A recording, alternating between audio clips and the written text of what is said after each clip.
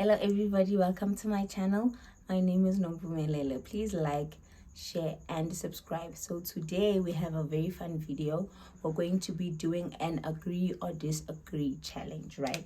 So with me I have a few points that I'm going to be saying if I agree or disagree with them, and I have to substantiate as to why I agree or disagree with them, right?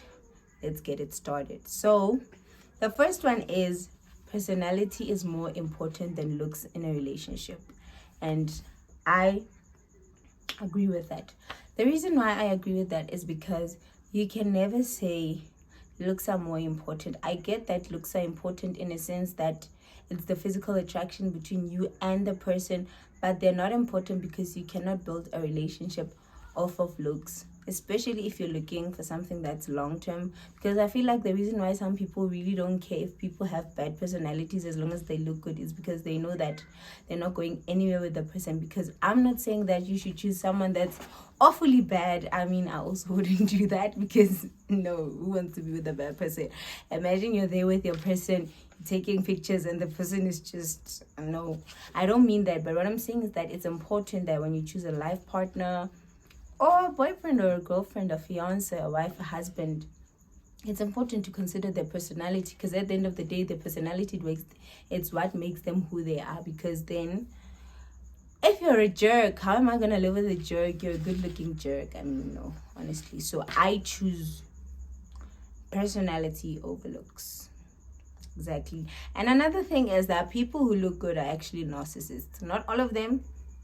I'm one of those who aren't. But people who look good, some of them, actually most of them are narcissists, because they'll tell you, I'm actually not desperate for you. I don't have to be here. A lot of people want me, but you don't have to be like that. And another thing is your personality is who you are, and it's sticking with you forever. I know that you can improve yourself, go to therapy, read books or whatever, but looks change over time. Like if something bad happens and you're involved in an accident, for example, or you get sick, whatever happens, life happens, guys. We have to be real with ourselves. So if life happens and then here you are, you chose looks over personality, then you are under the bus, my darling. My darling, it's over for you. And then the next one says it's okay to give in when you're right. I totally agree with that. The reason why I say that is because as people, we're always gonna clash. Whether it's between a child and a parent, between partners, between boyfriend and girlfriend, between whatever, as long as we interact as people, we are going to clash. So I feel like it's important to be a bigger person when you have to. I'm not saying be a mat or a carpet where people always walk over you knowing that you're always the bigger person. But it's important that sometimes even when you're right, you're like, just to cut things short or for peace sake, I'm really just gonna let it go. Guys, those who are in a relationship, take tips, because that's very important. Because some arguments are really caused by the next person saying, okay, I know I'm right and I'm gonna stick by this, and then the other person's like, even me, I think I'm right, even though they're wrong. So sometimes just let it go. Like, and when things are okay now, when you can actually talk about it, and then you're gonna be like, but you remember that day I was actually right and you weren't. That's if you're petty. If you're not, then like, doesn't matter. I'm that person. I really don't care. I wouldn't go back to it. The next one is men should pay for dates. This one is very controversial. Do I agree or disagree? I disagree because of the word should. The moment you say should, it's like it's an obligation. So I disagree with that, because it's not an obligation. Men shouldn't pay for dates. They can if they offer to, and if like they're masculine enough to say, okay, I'm taking the dates, then the man will pay for the date. But some people make it as if a man should pay. And even if you go out with somebody, like maybe you've been speaking online, or you met this person and they ask you out, and then when you get there, you don't even have money on yourself as a lady, and then you're expecting for him to pay. I really don't advise that. I really don't feel like it's a must, because we're both on the date. And even though you asked me out, we have to understand the type of world we're living in a sense of, y'all are always out here saying 50-50, but when you have to apply 50-50, you don't apply it. And also, not only that, but we have to understand, especially us as young people, I'm in my 20s. right? Here I am asking you out. I take you to Boma Spur, Ocean Basket. There you are, you order what you like. I'm not going to say order something that's inexpensive, right? You order what you like. You probably order starters, you order a main course, and you order a dessert. Then after that, the bill probably goes to like 550. I'm in varsity, bro. Where do I have the money from? And even if I do have it and I offer to pay, then it's fine. But what if I say, let's go 250, then girl, be prepared. Don't be that girl. Never be that girl. Be independent, please, ladies. Right. And another thing is, on that same topic of men paying for dates, I feel like it also depends on the dynamic of your relationship. For example, if you're actually dating this person and you spoke about it, you're like, babe, how do you feel about me paying for the date? Then if he says okay, he says okay. If he says no, then it's a not, man. I feel like it's whatever. And it also goes down to that thing of how do you relate as people? Like, are you there to have sympathy on the person to say, okay, my guy can always be paying for the bill all the time? But some people, they just don't care. They're like, you're the man, you're the provider, whatever. He is the provider, but no, don't be that girl. I think it's also important to consider the fact that men are providers, right? So even though they are providers, he's not yet married to you. So he's asking you out. So now already you're a baggage and you're like, okay, you have to do this. No, bruh, I don't have the money. I don't have. I'm saying if he does have the money to pay, then he can pay, and if he offers. But if it comes to that thing of his like, we're splitting this, then you have to be ready to split it. Right. On to the next one. The next one is, do you agree or disagree on relationship breaks? I absolutely, totally, entirely disagree. The reason why I say this is because breaks should be off the table, like it's off topic. Because first of all, when we're saying we're on a break, we are blurring the lines. Like, what are the rules of the break? Some people say, okay, we'll have rules, but why are we taking a break from each other? Because I feel like if we decided to be together, we understood that, okay, we're getting into this relationship, and when things go hard, you can't just say, I want a break. No, because even if one day you do get married to that person, are you going to take a break from your marriage? Okay, you do take a break from your marriage. Then what happens when you are the Jada and he's the Will, and then there's an August Olsina there? So that's the thing. Some things really shouldn't even be on the table, because why are we taking a break when we're together? I understand that as people, you can have an alone time. You can take some hours, like maybe you visit your parents' house for a weekend or whatever. But never a break. Never a break. No, why? Why are we taking a break? I thought you said you love me. Why are we on a break? Oh, so your love has breaks. Your love has conditions. Oh, well, that's my opinion, guys. Also, a disclaimer. This is my opinion. You can beg to differ in the comments. We can talk about it. But honestly, this is just how I feel. I know some people would feel totally different on what I'm saying, right? Yes. On to the next one. The next one is, should you have access to your partner's cell phone password? I totally agree. I agree with that, simply because I feel like if we're in a relationship, we're supposed to trust each other. And if you say you love me, you're my person, I need to have access to your things, because a relationship is based on trust. The moment you're hiding your things from me, even if you're not hiding anything, but if I don't have access to your phone, then I feel like there's something you're hiding. So I'm not saying the person who has the password should now abuse it and be on the phone the entire time, because even you're supposed to trust your person. But I don't feel like it's something that should be hidden. Nope, it shouldn't, because you said you love me and you trust me, so trust me enough. And I feel like you can see a person when a person is good and they don't have mekwa, like they are not. You can see them, but the moment somebody just goes off the rail, then you can see this person. There's some red flags. This person never used to be like this.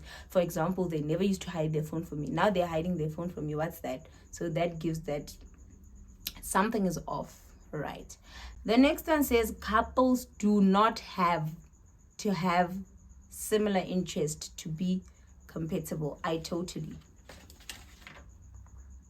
disagree with that. Why are we together if we don't have the same interests? Because first of all, my thing is, interests are some of the things that attract you to a person. For example, let's say for me, I like soccer, like I will watch soccer anytime. Well, not South African football, but I'm into the league. I'm following the league. So here I am. I want to watch Man United, and here you are telling me, "Hey, why are you watching men that are running for 90 minutes? What?" So my thing is, it's just an example. I'm not saying that it's an obligation, and I'm not saying that should determine if you're with the person or not. But it's important to have same interests, because then that way, when we say we're doing this, we both like it and we're both going to enjoy it. And having same interests does not mean you like everything that your person likes, but it just means that some of the things we're going to do them together because we like them. I won't have to tell you every time, baby, let's pray. Oh, my husband, let's read the Bible. No, you have to be looking for God by yourself. Imagine now I'm your parent out here telling you, hey baba, read your Bible. Hey baba, wake up, let's go to church. Oh no, you have to be doing that, because that's my interest. So I have to find that in another person. Exactly, guys. The next one is everyone has a soulmate. I disagree with that.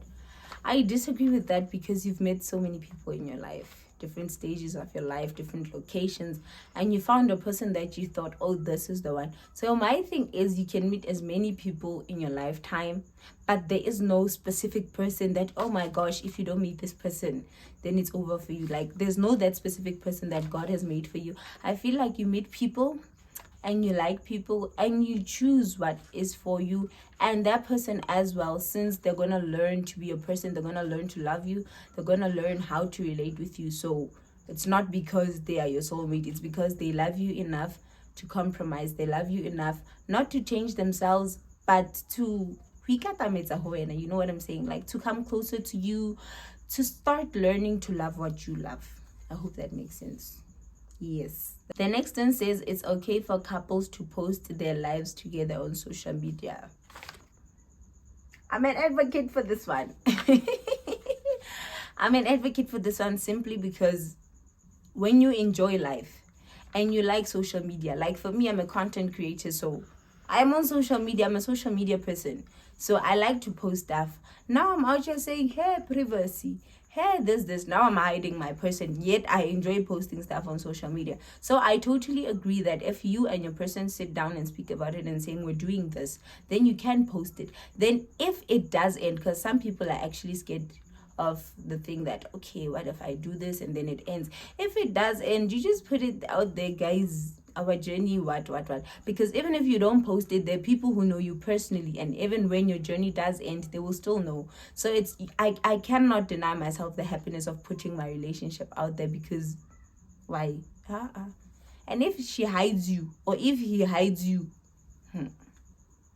you'll finish it for yourself in the comment section, because why are you hiding me?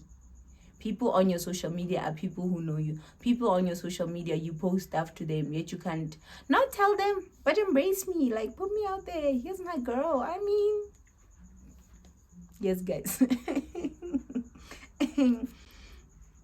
The next one says having a fast-paced relationship is okay. I totally disagree with that. The reason why I disagree with that is because why are we running, number one? Number two, how are you going to see the red flags and the green flags when you're in a hurry? Number three, we have all the time in the world. I'm not saying stay in a 7-year relationship, get engaged for 4 years before you get married, but it's important to take it step by step, like learn the person. I think that some people pretend if you give it time, then you'll see the true colors. But if now you just, okay, today, hey, I'm taking you out, okay, fine. Next week, you're coming to my parents' house. 3 weeks down the line, we're going to Sun City together. Boom, boom, hey, there's a baby on the way. You don't even know this person to the core, that how does he behave when he's angry? How is she when she's agitated? How does she handle certain situations? So it's important not to drag it out. Everybody has their pace, but don't go too fast, because why we're rushing? No, I totally disagree with that. Yes. Last but not least, first impressions matter.